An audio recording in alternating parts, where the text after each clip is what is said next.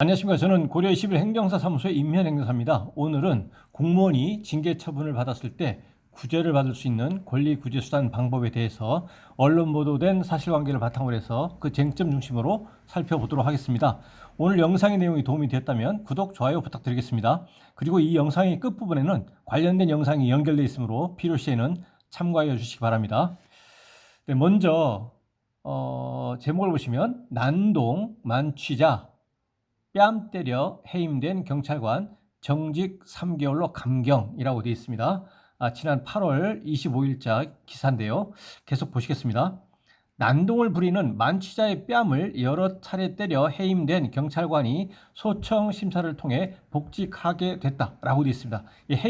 해임하고 파면이 공무원의 징계 처분의 종류 중에서 배제 처분이라고 불리우는 징계 처분입니다. 파면과 해임이 공무원의 신분 관계가 이제 소멸되는 것이죠. 그래서 파면보다는 낮은 가벼운 징계이지만 배제 처분에 해당하는 해임 처분을 이제 받았지만 소청 심사를 통해서 다시 복직하게 됐다. 공무원으로서 직무를 다시 수행하게 됐다라는 것입니다. 서울 관악경찰서에 따르면 인사혁신처 산하소청심사위원회, 인사혁신처 소청심사위원회는 국가공무원에 대해서 심사를 합니다. 지방직 공무원의 경우는 각 시도의 소청심사위원회에서 하고, 다만 이제 교원 같은 경우는 사립교원까지 포함해서 교원 소청심사위원회에서 별도의 기관에서 심사를 받게 됩니다.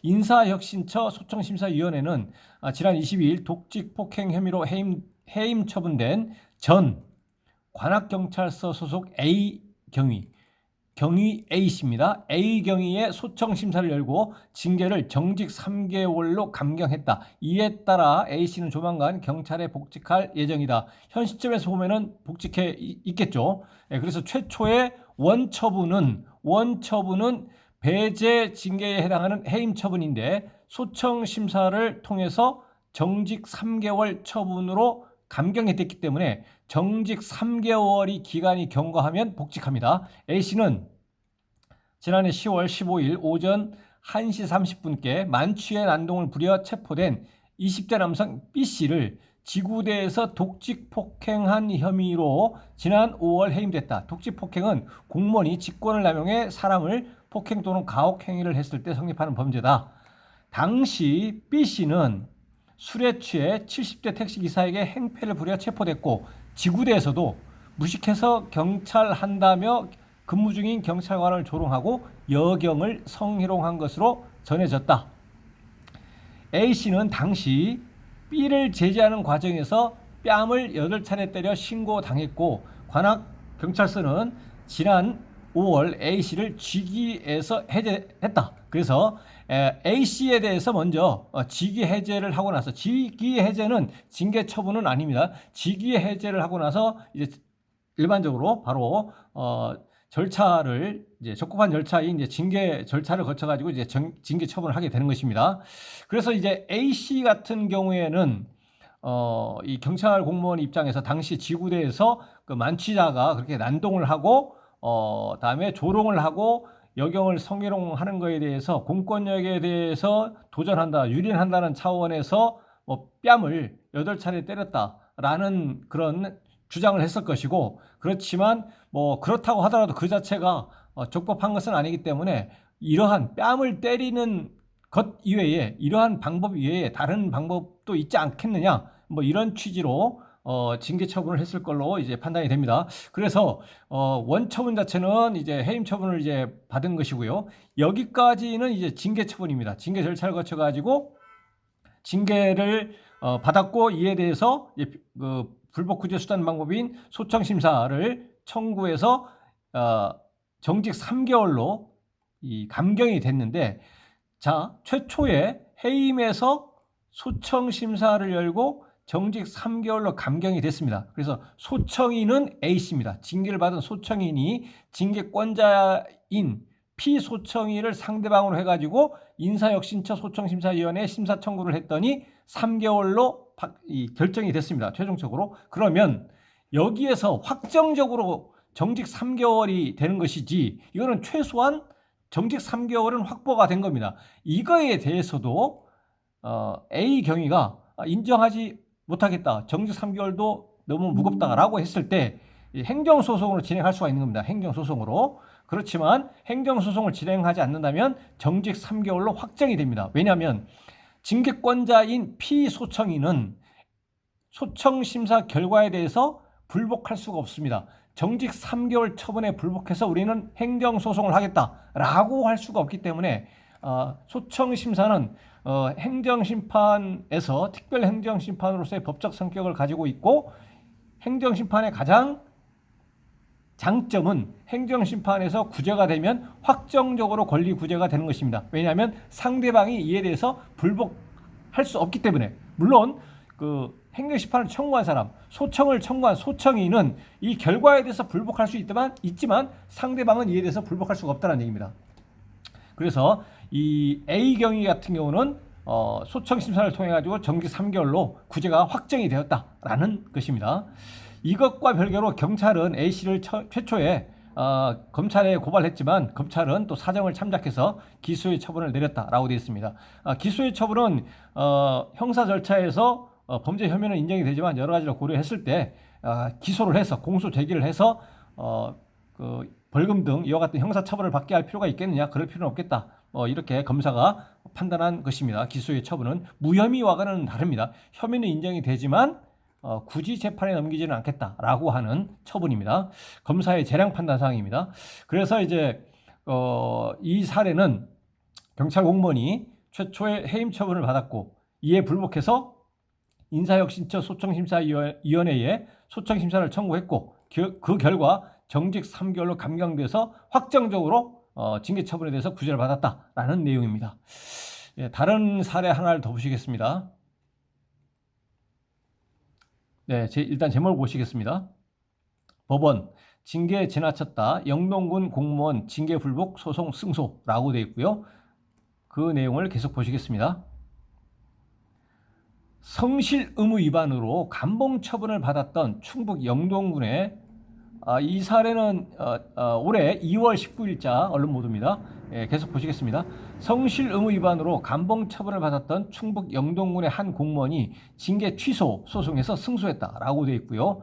법원과 영동군에 따르면 최근 대전고법 청주재판부 행정일부는 영동군청 공무원 A씨 6급입니다. 6급 공무원 A씨가 영동군수를 상대로 제기한 감봉 처분 취소 청구 소송에서 원고의 손을 들어줬다. 감봉 처분을 취소해달라라는 청구 소송에서 원고 승소가 됐다라는 것입니다.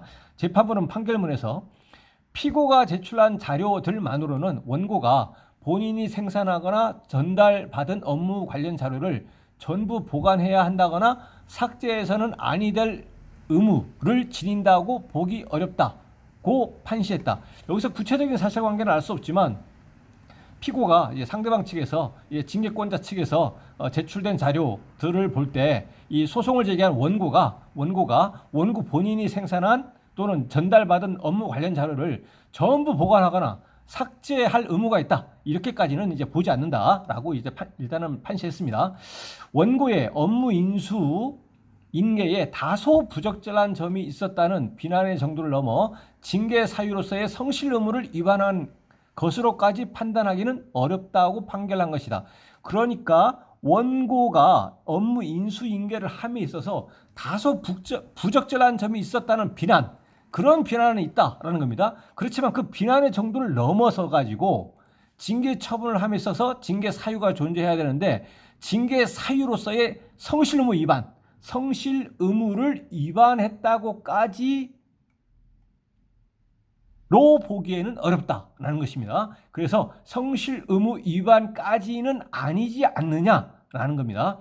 A씨는 영동구청 농정과 스마트팜 유치 TF 팀장으로 근무하면서 2023년 1월 1일자 인사 발령 후 인수인계서를 작성하면서 업무 내용을 부실하게 작성한 뒤 인계 인수를 형식적으로 운영했다는 이유로 감봉 3개월 징계 처분을 받았다. 그래서 업무 내용을 부실하게 작성했고 인계 인수를 형식적으로 운영했다는 이유로 감봉 3개월의 징계 처분. 이 감봉 3개월의 징계 처분이 이제 원처분입니다. 이러한 징계 처분을 받으면 앞서 보신 것처럼 소청 심사를 청구할 수 있는데, 이 소청 심사는 특별 행정 심판으로서의 법적 성격이 있으면서 필요적 행정심판 전치주의에 속하는 것이기 때문에 소송을 하기 전에 반드시 소청심사를 거쳐야만 합니다. 바로 다이렉트로 법원에 소송을 할 수가 없습니다. 지금 보시는 것은 행정소송과 관련된 언론보도 기사이지만 그 전에 소청심사를 청구해야만 한다라는 것입니다. A씨가 사용하던 업무용 컴퓨터에서 업무 자료를 전부 삭제해 인계하지 않았다는 점도 징계 사유에 포함했다. 징계 사유로 이제 삼으면서 A씨가 사용하던 업무용 컴퓨터에서 업무 자료를 전부 삭제해버렸다. 전부 삭제해버렸기 때문에 없어지는 거죠. 그래서 인계하지 않았다라는 것도 징계 사유에 포함했다라는 겁니다. 물론 이제 법원에서는 징계 사유에 이를 정도, 그러니까 성실 의무 위반에 이를 정도까지는 아니다라고 일단 본 것이고요. A씨는 그해 7월 충청북도 소청심사위원회 소청심사를 요청해 소청심사 결과 감봉기간이 1개월로 변경됐다. 그러니까 감봉 3개월의 징계처분을 받고 나서 필요적 행정심판 전치주의의 적용을 받기 때문에 징계처분에 불복해가지고 관할 충청북도 소청심사위원회에 소청심사를 청구한 결과, 그 결과 감봉기간이 1개월, 감봉 1개월 처분으로 변경 내지는 감경이 됐습니다. 그리고 나서 이에 대해서도 A씨는 불복해서 행정소송을 간 겁니다. 근데 A씨가 이에 대해서 불복하지 않아 버리면 감봉 1개월 처분으로 확정이 되는 겁니다. 왜냐하면